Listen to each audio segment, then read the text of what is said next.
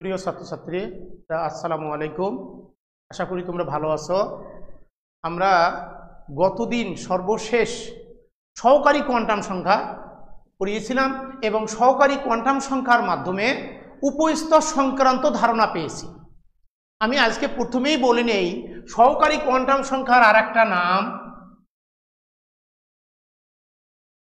সহকারী কোয়ান্টাম সংখ্যা।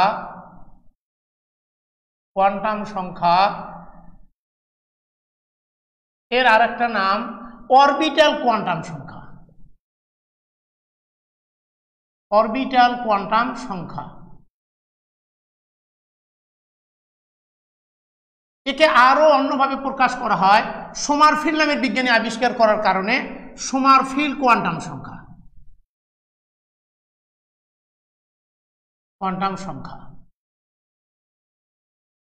তাহলে সহকারী কোয়ান্টাম সংখ্যা ইংলিশে বলা হয় subsidiary azimuthal quantum number, orbital quantum সংখ্যা, সোমারফিল্ড কোয়ান্টাম সংখ্যা। এইগুলোর মাধ্যমে আমরা গতদিন দেখেছিলাম যে যদি প্রধান কোয়ান্টাম সংখ্যা n = 1 হয় তাহলে উপস্তর পেয়েছিলাম 1s, l এর মান পেয়েছিলাম 0। n যদি 2 হয় তাহলে l এর মান পেয়েছিলাম 0, 1। কিভাবে? l = 0 থেকে n-1 পর্যন্ত, বলছি পর্যন্ত n এর মান ব্যবহার করে l পেয়েছি। তখন আমরা পাইছিলাম 2s, 2p, n এর মান 3, তখন আমরা পেয়েছিলাম 0, 1, 2, অর্থাৎ 3 নম্বর শক্তি স্তরের 3টে উপস্তর 3s, 3p, 3d। n এর মান যখন 4 তখন আমরা পেয়েছিলাম l এর মান 0, 1, 2, 3, অর্থাৎ 4s, 4p, 4d, 4f, এই চারটা। তাহলে বলো, গতদিন এগুলোই বলছিলাম সেজন্য একটু দ্রুত বললাম। তাহলে বলো তো, অলওয়েজ l এর মান 0 বলতে আমরা পেয়েছিলাম 1s, 2s, 3s, 4s। তাহলে l = 0 হলে s উপস্তর হয় অলওয়েজ। l এর মান 1 যখনই পেয়েছি সঙ্গে সঙ্গে পেয়েছিলাম p, l = 1 = p। l এর মান যখন 2 পেয়েছি সঙ্গে সঙ্গে 3d, 4d, অর্থাৎ l = 2 = d। তাহলে বলো l এর মান 3, তাহলে আমরা পেয়েছিলাম f, অর্থাৎ l = 3 = f। তাহলে f এর জন্য l এর মান 3, d এর জন্য l এর মান 2, p এর জন্য l এর মান 1, s এর জন্য l এর মান 0। এখানে একটি প্রশ্ন সর্বদা আসে, যে কোনো কলেজ, প্রত্যেক কলেজের পরীক্ষায় এই প্রশ্নটি আসবেই, ইন্টারনাল পরীক্ষায়, এমনকি বোর্ডের পরীক্ষায়। কি?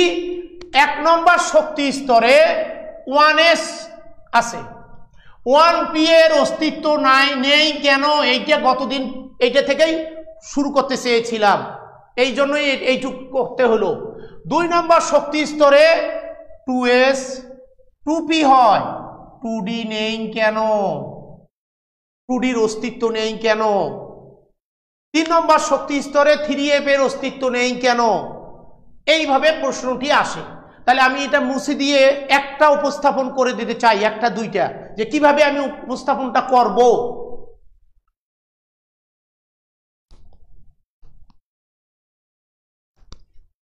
দেখো, যদি বলে 1p এর অস্তিত্ব নেই কেন, অনুধাবন, বা বলতে পারে 1p সম্ভব বা অসম্ভব এবং কেন, 1p এর অস্তিত্ব নেই কেন, অথবা বলতে পারে 1p সম্ভব বা অসম্ভব এবং কেন। উত্তর, 1p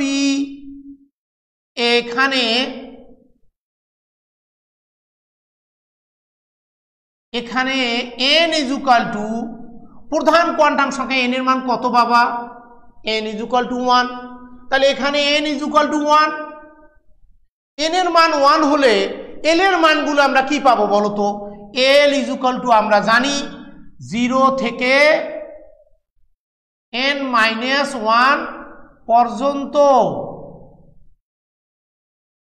তাহলে n এর মানটা এখানে বসাও, বসাইলে কত পাবো বলো তো? l এর মান শুধু একটা মান পাবো 0। n এর মান 1 এখানে বসালে 1-1 অর্থাৎ 0 একটা সংখ্যা। আমরা জানি l 0 হলে s উপস্তর হয়, s উপস্তর হয়। p এর জন্য 1p p এর জন্য l 1 দরকার।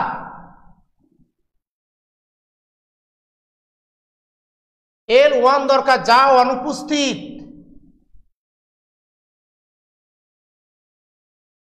অতএব 1p এর অস্তিত্ব নেই। অথবা তুমি একবারও বলতে পারো n এর মান 1, l এর মান 0 একটা। যেহেতু l এর মান 0 একটা, একটি উপস্তর হয়, অর্থাৎ উপস্তর s 1s হলে p এর অস্তিত্ব নেই। আর এইভাবে উপস্থাপন করলে তুমি ভালো, 2 নম্বরের জন্য তুমি এভাবে এইটুকু উপস্থাপন করে দাও, ওকে 2 নম্বর। যদি বলে, আবার বলো কি বললাম, এখানে n এর মান 1, n = 1, এই যে 1p, সামনের সংখ্যাটা হলো n 1, তাহলে l এর মান কত? l এর সূত্র হলো 0 থেকে n-1 পর্যন্ত। তাহলে n এর মান 1টা এখানে বসাও, বসালে পাইলাম 0, 0 একটি সংখ্যা। সঙ্গে সঙ্গে আমরা বলবো, আমরা জানি l 0 হলে s উপস্তর হয়, p এর জন্য l 1 দরকার, ফিক্সড। p এর জন্য l এর মান ফিক্সড, 1 দরকার, যা অনুপস্থিত। অতএব 1p এর অস্তিত্ব নেই, অতএব 1p এর অস্তিত্ব নেই। আমি যদি এখন তোমাকে বলি 2d এর অস্তিত্ব নেই কেন? 2d, তাহলে বলো এখানে আমি কি লিখবো? এখানে 2d, বলো তো এখানে n এর মান কত? 2। তাহলে n এর মান 2 যদি এখানে বসাই, তাহলে বলো তো 0, 1 দুটি মান আসে কিনা? তাহলে আমরা এখানে তখন লিখবো কি? l এর মান 0 হলে s উপস্তর হয়, l এর মান 1 হলে p উপস্তর হয়, d এর জন্য l = 2 দরকার, যা অনুপস্থিত। অতএব 2d এর অস্তিত্ব নেই, 2d এর অস্তিত্ব নেই। একইভাবে তুমি 3f দিয়ে এইভাবে লেখো, 4f দিয়ে লেখো। আবার যদি বলে উল্টে অস্তিত্ব আছে, বিশ্লেষণ করো, ব্যাখ্যা করো, এটাও বলতে পারে, অস্তিত্ব আছে ব্যাখ্যা করো। তখন আমি কিভাবে লিখব? মুছে দেই এটা। আবার দেখি 2d এর অস্তিত্ব নেই কেন? সঙ্গে সঙ্গে 2d, n এর মান 2 নিলাম, n = 2, n এর মান 2 এর জন্য l এর মান পাইলাম 0, 1। আমরা জানি l 0 হলে s উপস্তর হয়, l 1 হলে p উপস্তর হয়, d এর জন্য l 2 দরকার, যা অনুপস্থিত। অতএব 2d এর অস্তিত্ব নেই, 2d অসম্ভব, 2d অসম্ভব। এবার যদি আরেকটি প্রশ্ন দেয় এরকম যে 3p সম্ভব বা অসম্ভব এবং কেন, এরকমও দিতে পারে। সেখানে দেখো উত্তর কিভাবে দেব। 3p, p always small letter, small. n এর মান বলো তো এখানে কত? 3। তাহলে এখানে 3 বসাও, 3 বসাইলে বলো তো l এর মান কত পাবো? 0 1 2 0 1 2 পির জন্য l ইকুয়াল 1 হলে p উপস্তর হয়। যেহেতু এবার তুমি লেখো যেহেতু l ইকুয়াল 1 উপস্থিত, অতএব 3p সম্ভব। 3p সম্ভব। তাহলে বলো সম্ভব বা অসম্ভব এবং কেন। আমরা লিখলাম 3p, এখানে n ইকুয়াল টু 3, অতএব l এর মান পাইলাম 0 1 2। তখন আমরা বলবো আমরা জানি l 0 হলে s উপস্তর হয়, l 1 হলে p উপস্তর হয়, l 2 হলে d উপস্তর হয়। লিখে রাখো, দিয়ে বলো যেহেতু l 1 উপস্থিত, অতএব 3p সম্ভব। 3p সম্ভব। আবারও বলছি কি লিখবো, 3p, n এর মান 3,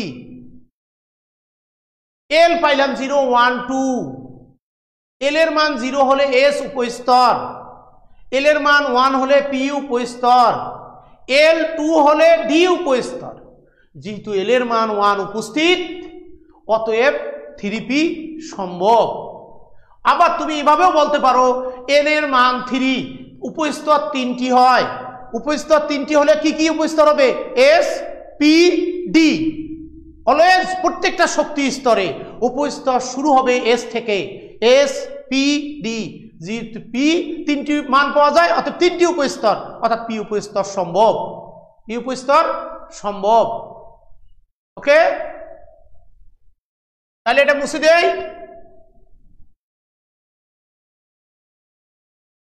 আমরা এবার চলে যাচ্ছি ম্যাগনেটিক কোয়ান্টাম নাম্বার, চৌম্বক কোয়ান্টাম সংখ্যা।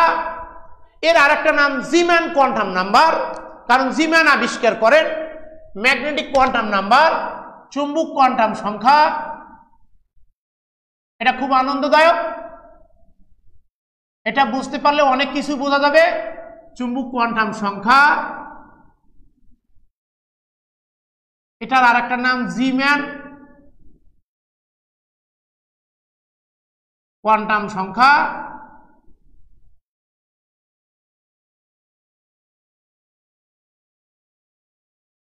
চুম্বক কোয়ান্টাম সংখ্যা, এর আরেকটা নাম জিম্যান। প্রশ্ন দেবে এমসিকিউ, কোন কোয়ান্টাম সংখ্যা জিম্যান কোয়ান্টাম সংখ্যা নামে পরিচিত?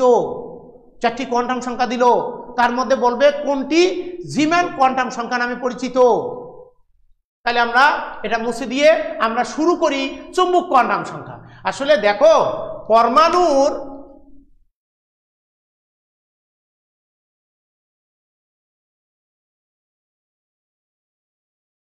আমরা বলছি পরমাণুর কেন্দ্রে থাকে ধনাত্মক আধান, বাইরের স্তরে থাকে ঋণাত্মক আধান। ধনাত্মক আর ঋণাত্মক আধানের মাধ্যমে তৈরি হয় বিদ্যুৎ ক্ষেত্র। বিদ্যুৎ ক্ষেত্র তৈরি হলে সাথে সাথে তৈরি হয় ইনডিউসড ম্যাগনেটিক ফিল্ড, অর্থাৎ চুম্বক ক্ষেত্র। যেখানেই বিদ্যুৎ ক্ষেত্র সেখানেই ইনডিউসড ম্যাগনেটিক ফিল্ড ক্রিয়েট করে, অর্থাৎ আমরা বলি চুম্বক ক্ষেত্রের সৃষ্টি হয়। আর এই চুম্বক ক্ষেত্রের প্রভাবে ইলেকট্রনের শক্তি স্তরের, আমরা বলতে পারি উপশক্তি স্তরের যে ত্রিমাত্রিক দিকবিন্যাস ঘটে। ত্রিমাত্রিক বললো কেন? 3 ডাইমেনশনালি, এক্স অক্ষ বরাবর যেতে পারে, ওয়াই অক্ষ বরাবর যেতে পারে, জেড অক্ষ বরাবর যেতে পারে, অথবা এক্স ও ওয়াই এর মাঝ বরাবর যেতে পারে, এক্স ও জেড এর মাঝ বরাবর যেতে পারে। তার মানে অবশ্যই এই শক্তি স্তরের যে বিন্যাসটা, ইলেকট্রন যেখানে থাকবে নিউক্লিয়াসের সাপেক্ষে ইলেকট্রন বিকর্ষিত হয়, বিকর্ষিত হয়ে চুম্বক ক্ষেত্রের কারণে বিকর্ষিত বিভিন্ন দিকে ছড়িয়ে যায়। এই ছড়িয়ে যাওয়াটা অবশ্যই হিসাবিত মান, ইচ্ছে মতো যেতে পারবে না, যায় 3 ডাইমেনশনালি, হয় এক্স অক্ষ বরাবর, ওয়াই অক্ষ বরাবর, জেড অক্ষ বরাবর, অথবা এক্স জেড এর মাঝ বরাবর, ওয়াই জেড এর মাঝ বরাবর, অবশ্যই হিসাবিত। আবার বলছি কি হয়, পরমাণুর কেন্দ্রে থাকে ধনাত্মক চার্জযুক্ত নিউক্লিয়াস, বাইরে থেকে ঋণাত্মক আধানযুক্ত ইলেকট্রন, এই ধনাত্মক আর ঋণাত্মক আধানের মধ্যে আকর্ষণে তৈরি হয় বিদ্যুৎ ক্ষেত্র, আর বিদ্যুৎ ক্ষেত্রের প্রভাবে তৈরি হয় চুম্বক ক্ষেত্র। চুম্বক ক্ষেত্রের প্রভাবে ইলেকট্রনের শক্তি স্তরের উপশক্তি স্তরের যে বিভিন্ন দিক বিন্যাস ঘটে, ওরিয়েন্টেশন ঘটে, বিভিন্ন দিকে ছড়িয়ে যায়। তবে এই ছড়িয়ে যাওয়াটা অবশ্যই হিসাবিত মান। এক্স অক্ষ বরাবর যেতে পারে বলছি, ওয়াই অক্ষ বরাবর যেতে পারে, জেড অক্ষ বরাবর যেতে পারে, এক্স ও জেড এর মাঝ বরাবর যেতে পারে, ওয়াই ও জেড এর মাঝ বরাবর যেতে পারে। তবে অবশ্যই সেটা নির্দিষ্ট এবং নির্দিষ্ট দিকে থ্রি ডাইমেনশনাল পুনর্বিন্যাস বলবো। এই জন্য আমরা বলি যে চুম্বক কোয়ান্টাম সংখ্যার সাহায্যে দিক, ইলেকট্রন কোন দিকে বিস্তৃত সেটা জানা যায়, ইলেকট্রনের দিকবিন্যাস বোঝা যায়। তাহলে আমরা এখন সংজ্ঞাটা লিখতে চাই। পরমাণুর কেন্দ্রে থাকে ধনাত্মক আধান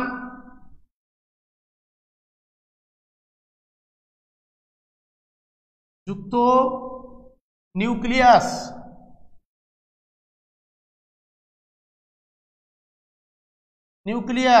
এবং বাইরে থাকে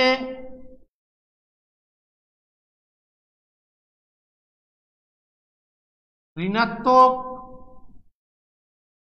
আধানযুক্ত ইলেকট্রন। এই ধনাত্মক নিউক্লিয়াস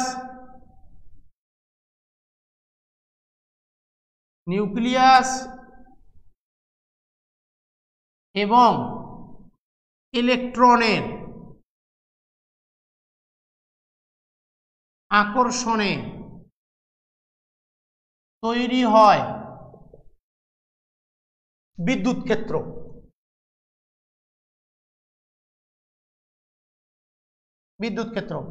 বিদ্যুৎ ক্ষেত্রের প্রভাবে তৈরি হয় চৌম্বক ক্ষেত্র।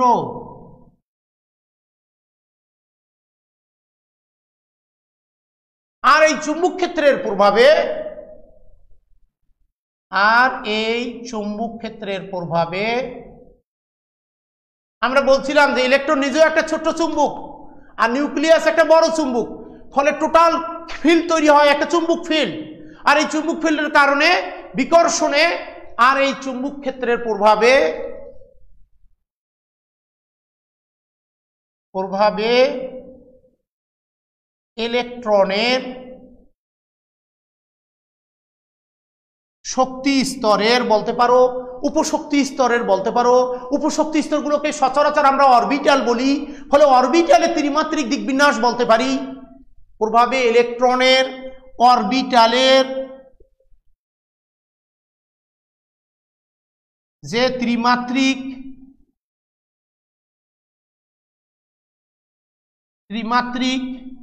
দিকবিন্যাস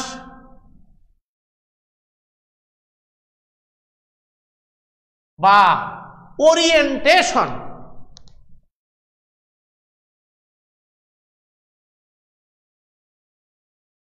ওরিয়েন্টেশন ঘটে, তা যে সংখ্যার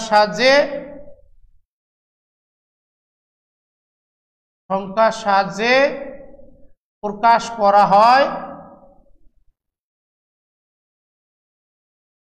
তাকে চুম্বক কোয়ান্টাম সংখ্যা বলে। একে জিম্যান কোয়ান্টাম সংখ্যাও বলে, কারণ জিম্যান এই ঘটনাটি আবিষ্কার করেন এবং এই জিম্যান, এই জন্য এটাকে জিম্যান কোয়ান্টাম সংখ্যা বলে। একে এম দ্বারা প্রকাশ করে, স্মল এম দ্বারা প্রকাশ করা হয়।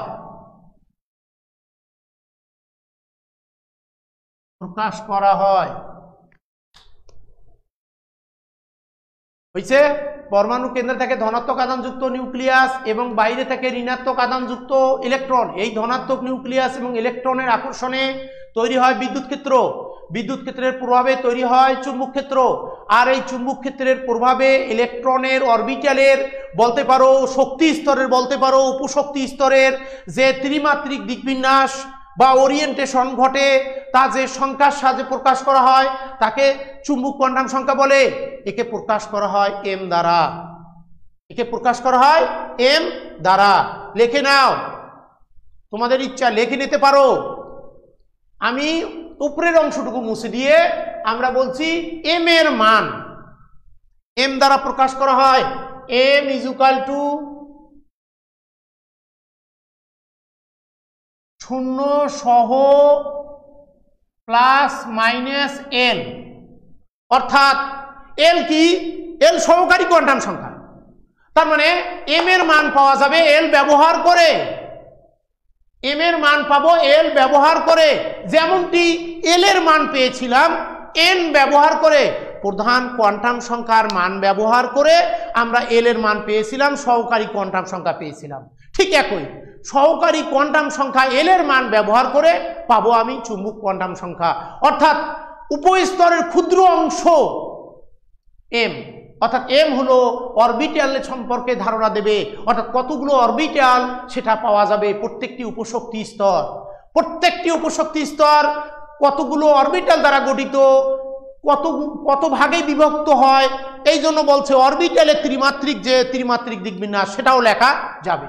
উপশক্তি স্তর, শক্তি স্তর বা অরবিটাল সবচেয়ে। তাহলে বলো মুছে দেই।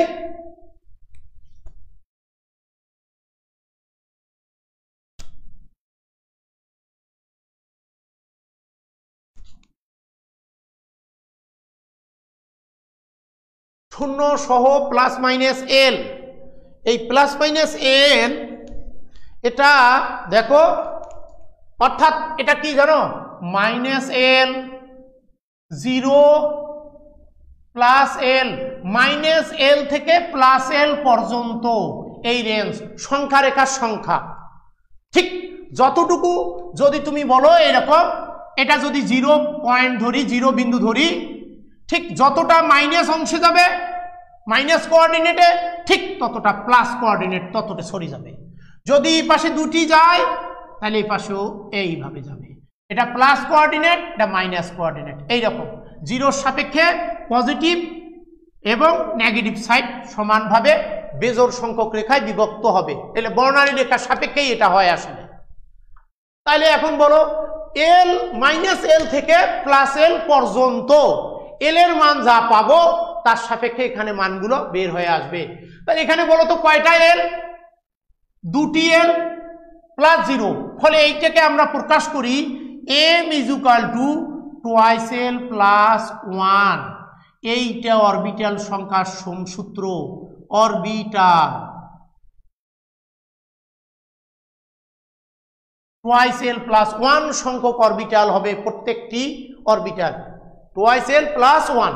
তাহলে আমরা এখন একটু হিসাব করতে পারি, দেখি। আচ্ছা বলো তো এল এস এর জন্য এল এর মান কত? S is equal two L is equal two 0। তো যদি এস এর জন্য এল এর মান 0 হয়, এখানে 0 বসাও তো। তাহলে এম এর মান কয়টা পাচ্ছি? 0 সহ প্লাস মাইনাস এল মানে প্লাস মাইনাস 0। তাহলে এম 0, 0 একটা ভ্যালু, একটা মান। তার মানে এস উপস্তর একটি অরবিটাল দ্বারা গঠিত, অর্থাৎ এস উপস্তর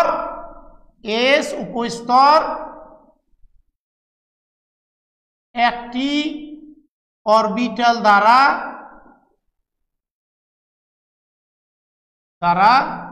গঠিত।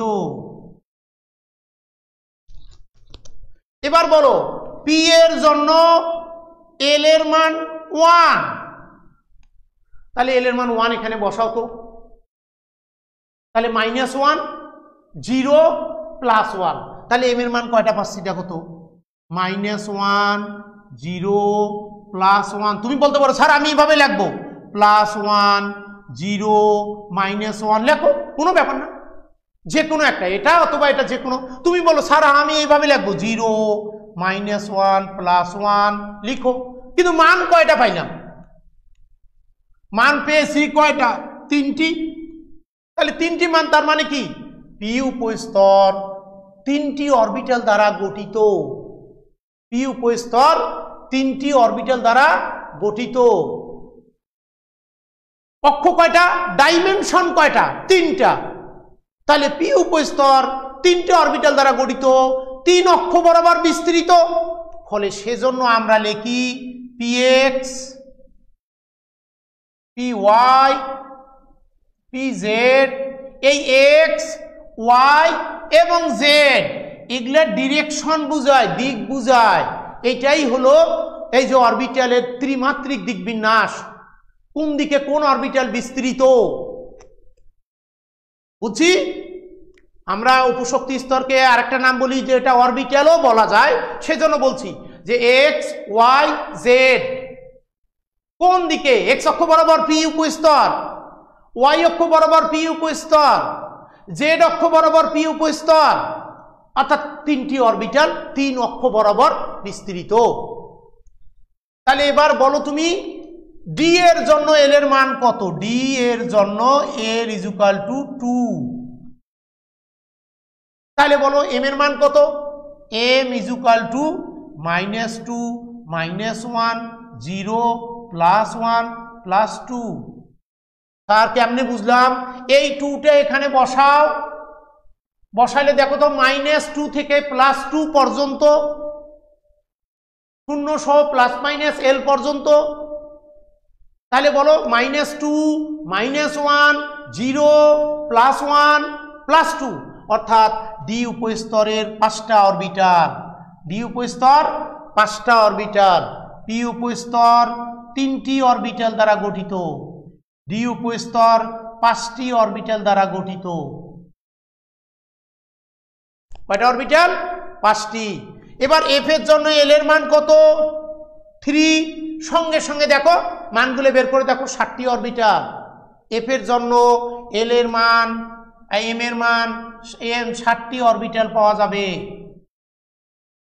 8টি অরবিটাল পাওয়া যাবে। তাহলে এটা মুছে দিতে চাই, দিয়ে আমরা একটা ছক তৈরি করব, করে ছকের সাহায্যে অরবিটাল সংখ্যা হিসেব করা দেখব প্রত্যেকটা শক্তি স্তরে। তাহলে বলো এস এর জন্য এল এর মান 0, তার জন্য এম এর মান পাইলাম 0, একটা মান, উপস্তর 1টি। পির জন্য এল এর মান পাইলাম 1 এখানে বসালাম। 1 বসালে -1 থেকে +1 পর্যন্ত, তাহলে -1 0 +1, অর্থাৎ 3টি মান পেয়েছি। পি উপস্তর 3টি অরবিটাল দ্বারা গঠিত। টির জন্য এল এর মান 2, এল এর মান 2 এখানে বসাও, 2 অর্থাৎ -2 -1 0 +1 +2, অর্থাৎ 5টি মান, অর্থাৎ ডি উপস্তর 5টি অরবিটাল দ্বারা গঠিত। 5টি অরবিটাল দ্বারা গঠিত।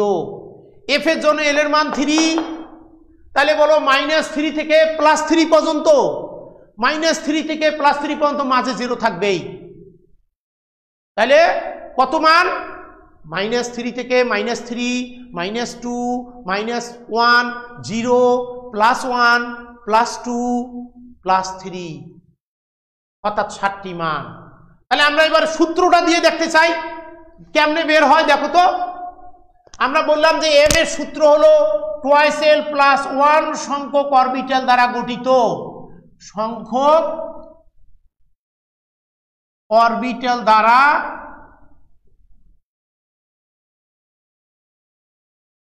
প্রত্যেকটি উপশক্তি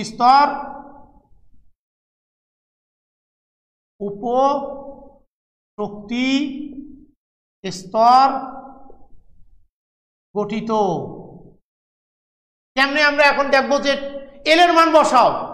এস এর জন্য এল এর মান 0 এখানে বসাও। বলো তো কত আসে? 1 আসে কিনা? এস এর জন্য এল এর মান 0 বসাও, সঙ্গে সঙ্গে এস = 1টি অরবিটাল। পির জন্য এল এর মান 1 বসাও। 1 বসাইলে বলো তো 2 × 1 2 আর 1 3। তাহলে পির জন্য এল এর মান 3, 3টি। ডির জন্য এল এর মান বলো কত? ডির জন্য এল এর মান 2 বসাও। 2 ইন্টু 2 4 আর 1 5, তাহলে 5টি। তুমি একবারে সূত্র দিয়েও বের করতে পারো। এফ এর জন্য এল এর মান 3, এল এর মান 3 এখানে বসাও, তাহলে বলো এফ ইজ ইকুয়াল টু 60। তাহলে এস 1টি, পি 3টি, ডি 5টি, এফ 60টি অরবিটাল দ্বারা গঠিত। আবার বলো এস 1টি, পি 3টি, ডি 5টি এবং এফ 60টি অরবিটাল দ্বারা গঠিত। তাহলে এগুলো মুছে দেই, দিয়ে আমরা একটা ছক তৈরি করতে চাই অরবিটাল সংখ্যা হিসাব করা। তাহলে এটা হলো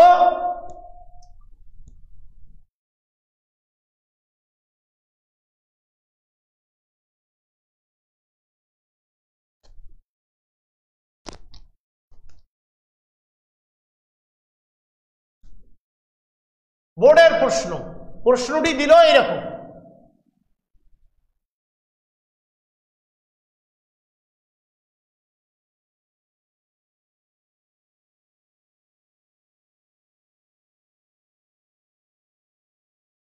ইলেকট্রন আছে, n এর মান n ইজ ইকুয়াল টু 1 2 3 4। বলল প্রশ্ন উদ্দীপকের, এটা উদ্দীপকের চিহ্নিত মানে এখানে চিহ্নিত দেওয়া থাকবে, চিহ্নিত শক্তি স্তরে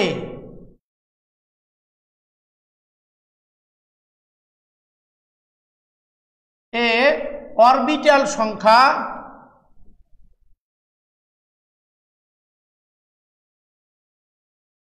হিসাব করো। অরবিটাল সংখ্যা হিসাব করো, চিহ্নিত শক্তি স্তরে অরবিটাল সংখ্যা হিসাব করো। চিহ্নিত শক্তি স্তর 4 নম্বর শক্তি স্তর। তাহলে আমরা এখন একটা ছক তৈরি করব। ছকটাতে আমার ঘর লাগবে 8টি। আমরা প্রথমে লিখব প্রধান কোয়ান্টাম সংখ্যা, প্রধান কোয়ান্টাম সংখ্যা n। এর আর একটা নাম হলো শেল। এবার লেখো সহকারী কোয়ান্টাম সংখ্যা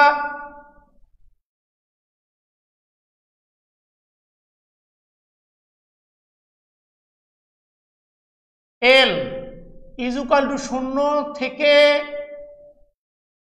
n-1 পর্যন্ত, n-1 পর্যন্ত। সহকারী কোয়ান্টাম সংখ্যা দিয়ে আমরা পাই উপশক্তি স্তর, উপশক্তি স্তর। এবার চৌম্বক কোয়ান্টাম সংখ্যা, চৌম্বক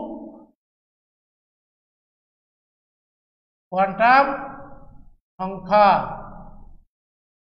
m ইজ ইকুয়াল টু 0 সহ +-n। অরবিটাল সংখ্যা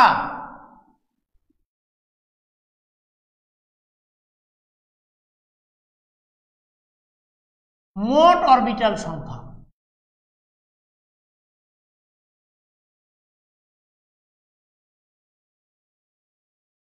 মোট অরবিটাল সংখ্যা। এটা হলো ছক। 1 2 3 4 5 6 7। এরপরে ইলেকট্রন বিন্যাস সহ গেলে আমাদের 9টা লাগবে, এখন 7টা যথেষ্ট। তাহলে বলো প্রধান কোয়ান্টাম সংখ্যা শেল, এর অপর নাম শেল। সহকারী কোয়ান্টাম সংখ্যা থেকে পাই উপশক্তি স্তর, চুম্বক কোয়ান্টাম সংখ্যা থেকে পাই অরবিটাল, আর এটা মোট অরবিটাল সংখ্যা। আবার বলো কি বলছি, প্রধান কোয়ান্টাম সংখ্যা এর আরেকটা নাম শেল, সহকারী কোয়ান্টাম সংখ্যা এল, এর একে দিয়ে পাওয়া যায় উপশক্তি স্তর, চুম্বক কোয়ান্টাম সংখ্যা একে দিয়ে পাওয়া যায় অরবিটাল সংখ্যা, আর মোট অরবিটাল সংখ্যা উপস্তর সমূহের মোট অরবিটাল সংখ্যা। তাহলে আমরা n এর মান 1 1 নম্বর শক্তি স্তর, n এর মান 1 আমরা 4 নম্বর শক্তি স্তর পর্যন্তই দেখাইতে চাই। 1 নম্বর শক্তি স্তর n1, সঙ্গে সঙ্গে বলো কোন শেল, কে শেল। এবার এন এর মান দেখো, প্রধান কোয়ান্টাম সংখ্যার মান বসিয়ে সহকারী কোয়ান্টাম সংখ্যা পাওয়া যায়। তার মানে সহকারী কোয়ান্টাম সংখ্যা প্রধান কোয়ান্টাম সংখ্যার থেকে বের করা যায়, অর্থাৎ প্রধান কোয়ান্টাম সংখ্যার অংশ হলো সহকারী কোয়ান্টাম সংখ্যা, অর্থাৎ শক্তি স্তরের ক্ষুদ্র অংশ উপশক্তি স্তর। উপশক্তি স্তর। এন এর মান 1 বসাও, এখানে বসাইলে 0 একটা সংখ্যা মান ভ্যালু, ফলে এক নম্বর শক্তি স্তর একটি উপস্তর দ্বারা গঠিত। উপস্তরটার নাম জানি এস। কোন শক্তি স্তরের এস? 1 নম্বর শক্তি স্তরের এস, গায়ে লাগায় দিলাম লেভেল 1s। এবার এল এর মান ব্যবহার করে এম পাই, তার মানে উপশক্তি স্তরের ক্ষুদ্র অংশ নাম অরবিটাল। উপশক্তি স্তরের ক্ষুদ্র অংশ নাম অরবিটাল পাবো। এম এর মান যতগুলো পাবো অরবিটাল ততগুলো। এম এর মান যতগুলো অরবিটাল ততগুলো। তাহলে বলো এখন এল এর মান এখানে কত পাইছি? 0। আমার এটা 0 এভাবে লেখা ভালো, একবারে লেখাটাই ভালো। ইজুকাল টু 0 সহ প্লাস মাইনাস এল, এইটা। তাহলে বলো এল এর মান 0 বসাও, 0 একটা সংখ্যা, তার মানে একটি অরবিটাল, একটা ভ্যালু একটি অরবিটাল, তার মানে 1 নম্বর শক্তি স্তর একটি অরবিটাল দ্বারা গঠিত। একটি অরবিটাল দ্বারা গঠিত, তার মানে 1 নম্বর শক্তি স্তর, 1 নম্বর উপশক্তি স্তর, 1 নম্বর একটি অরবিটাল, সব একাকার। তার মানে এস উপস্তর আর এস অরবিটাল একই জিনিস। এস উপস্তর আর এস অরবিটাল এর মধ্যে কোনো ভাগ নেই। এস উপস্তরও যা, অরবিটালও তাই। এবার এন এর মান 2 বসালে সঙ্গে সঙ্গে শেল, কোন শেল? এল শেল। এবার এন এর মান 2 এখানে বসাও, এল এর সূত্রে বসাও। 2 বসাইলে কত পাবো? 2 - 1 পর্যন্ত, 2 - 1 পর্যন্ত। তাহলে মান কয়টা? 0 1। তার মানে সঙ্গে সঙ্গে তোমাকে বলতে হবে 2 নম্বর শক্তি স্তর দুটি উপস্তর দ্বারা গঠিত। 2 নম্বর শক্তি স্তর দুটি উপস্তর দ্বারা গঠিত। দেখো বসাও এন এর মান 2 - 1 পর্যন্ত। শুরু হয় কত থেকে? 0 থেকে। 0 1 0 1, অর্থাৎ দুটি মান দুটি উপস্তর। 2 নম্বর শক্তি স্তর দুটি উপস্তর দ্বারা গঠিত। উপস্তর শুরু হয় অলওয়েজ এস থেকে। তাহলে এস পি কোন শক্তি স্তরের উপস্তর? 2 নম্বর শক্তি স্তরে। 2s 2p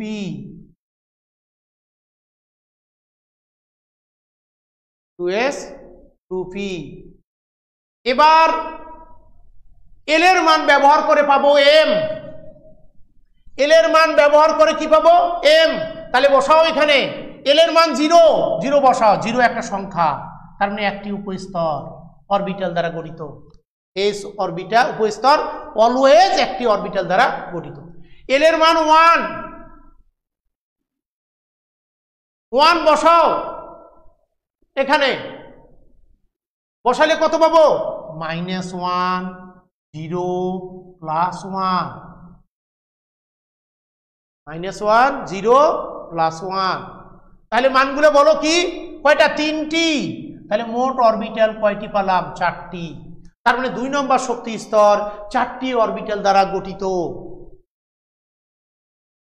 2 নম্বর শক্তি স্তর 4টি অরবিটাল দ্বারা গঠিত। এবার এন এর মান 3 বসাও।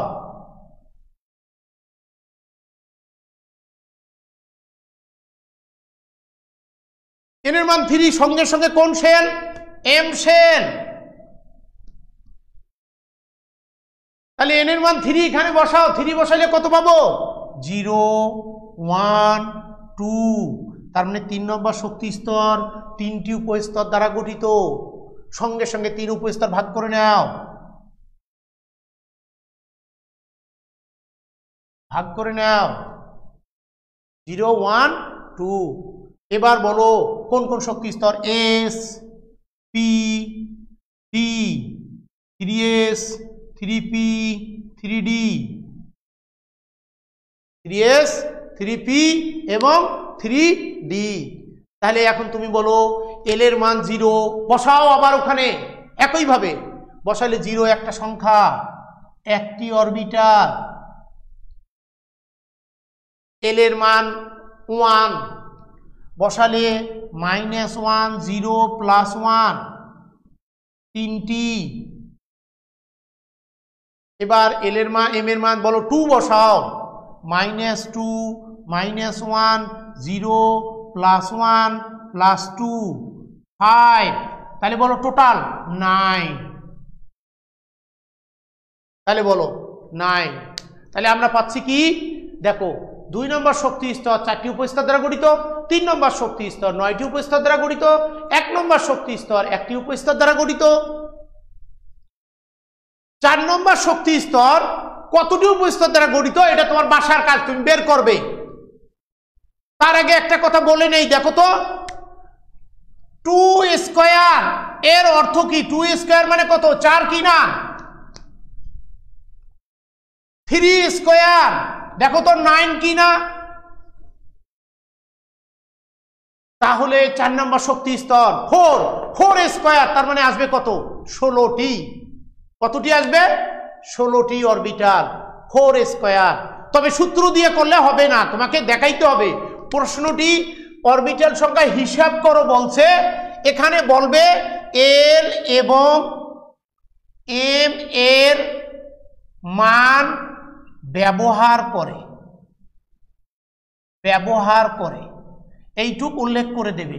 ফলে তোমাকে এরকম, তুমি যদি মনে করো যে না আমি ছক দেব না, দিবে না, আমি নর্মাল তোমাকে দেখাচ্ছি কিভাবে উপস্থাপন করা যায় অন্যভাবে।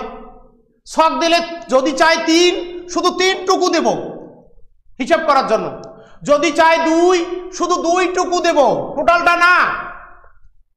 3 এর চাইলে 3, 4 এ চাইলে শুধু 4 অংশটুকু। যে 4 চাবে আর আমি 1 থেকে 4 লিখবো না, বোকামি। আমাকে যা চাবে এন এর মান সেই ঘরটুকু আমি উপস্থাপন করব। তো এখন উপস্থাপন করতে গিয়ে এগুলো লিখতে হবে। এখন এগুলো যদি তোমার মনে না থাকে, স্ট্যান্ডার্ডটি ডেভেলপ করার জন্য এরকম দিতে পারো। তুমি যদি বলো যে না আমি এভাবে দেব না, আমি নর্মাল ওয়েতে দিতে চাই, সেটার উপায় আছে, সেটাও আমি দেখাচ্ছি। তবে তুমি এখন একটা কথা বলো যে শক্তি স্তরে অরবিটাল সংখ্যা, তাহলে ক্রম সূত্র কি? দেখো তো এন এর স্কয়ার হইল কি না? 1 স্কয়ার মানে 1, 2 স্কয়ার 4, 3 স্কয়ার 9, 4 স্কয়ার 16। তাহলে কোন শক্তি স্তরে অরবিটাল সংখ্যা কোন সূত্র অনুসারে আসে? এন স্কয়ার সূত্র অনুসারে। দেখো কোন শক্তি স্তরে অরবিটাল সংখ্যা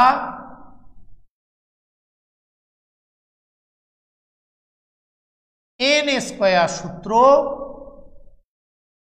মেনে চলে,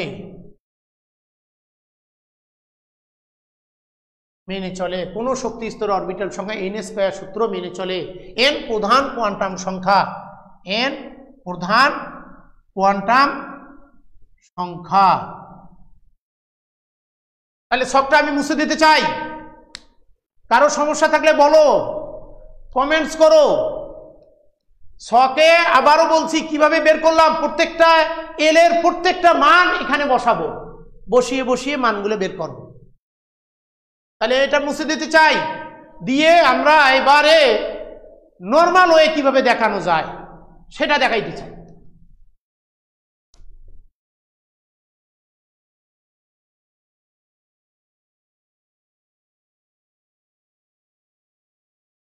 তাহলে এখন বলো যে 4 নম্বর শক্তি স্তরেই যদি বলে যে মোট অরবিটাল সংখ্যা হিসাব করো, কিভাবে করব? তখন আমরা লিখবো n = 4। তাহলে এল এর মান কত পাবো? অতএব এল = 0 থেকে n-1 পর্যন্ত। তাহলে বলো n এর মান 0 হলে এল এর মান কি কি আসবে? 0, 1, 2, 3।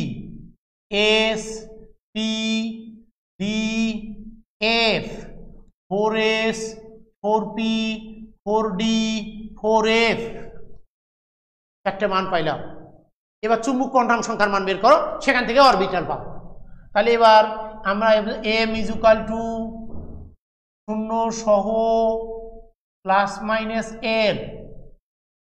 তাহলে বলো এল এর মান একবার 0 বসাও। 0 একটি সংখ্যা, একটি এস উপস্তরে একটি অরবিটাল দ্বারা গঠিত, একটি 1 বসাও। -1 0 +1 তিনটি। 2 বসাও। -2 -1 0 +1 +2। এই যে 2 কোথায় বসালাম? এই জায়গায় বসালাম। বসালে 0 সহ এটা রেঞ্জ, -2 -1 0 +1 +2 5টি। তাহলে এবার বলো এল এর মান 3 এখানে বসাও। বসালে দেখো -3 -2 -1 0 +1 +2 +3।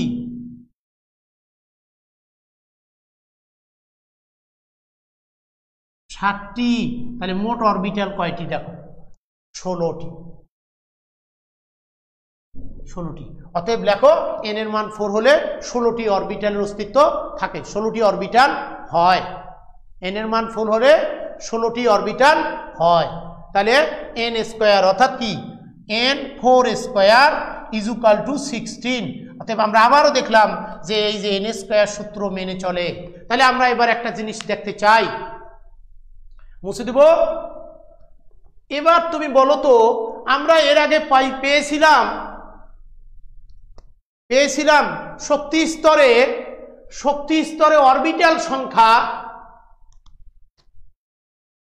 শক্তি স্তরে ইলেকট্রন সংখ্যা পেয়েছিলাম আমরা 2n স্কয়ার সূত্র অনুসারে মেনে চলে। কোন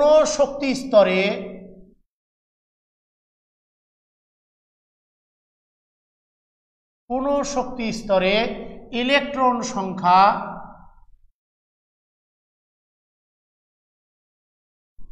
থাকে 2n স্কয়ার সূত্র অনুসারে। 2n স্কয়ার সংখ্যক লেখা ইলেকট্রন সংখ্যা থেকে 2n স্কয়ার। কোন শক্তি স্তরে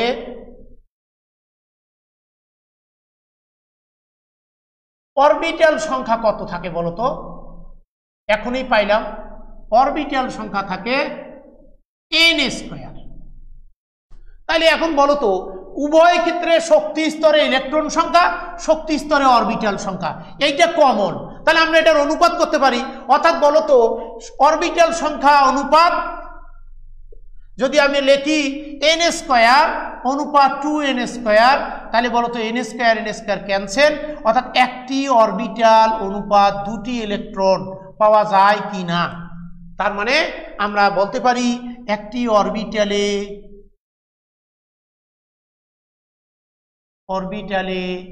2টি ইলেকট্রন থাকে।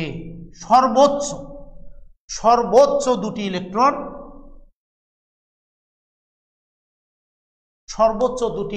থাকে একটি অরবিটালে, সর্বোচ্চ 2টি ইলেকট্রন পাওয়া যায়। এবার তাহলে একটা কথা বলো, আমরা এখন পর্যন্ত 3টি তথ্য পাইলাম। একটা অরবিটালে কয়টা ইলেকট্রন থাকে? 2টি। তাহলে বলো তো, আমাদের এখানে অলরেডি সূত্র পাওয়া গেছে উপশক্তি স্তরে অরবিটাল সংখ্যা, বলো উপশক্তি স্তরে অরবিটাল সংখ্যা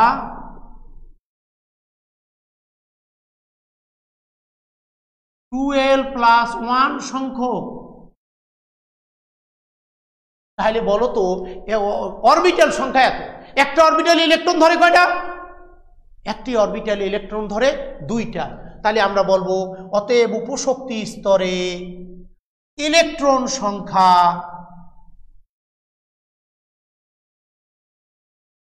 2 × 12 + 1 সংখ্যক।